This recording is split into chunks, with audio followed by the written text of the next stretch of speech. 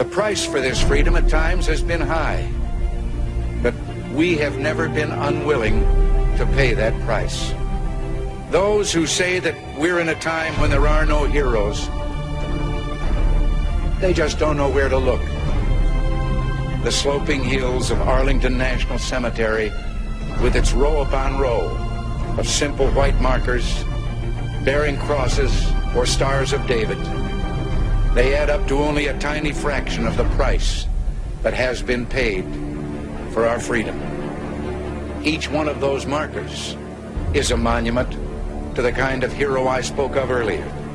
We must realize that no arsenal or no weapon in the arsenals of the world is so formidable as the will and moral courage of free men and women. It is a weapon our adversaries in today's world do not have. It is a weapon that we as Americans do have. Let that be understood by those who practice terrorism and prey upon their neighbors. As for the enemies of freedom, those who are potential adversaries, they will be reminded that peace is the highest aspiration of the American people.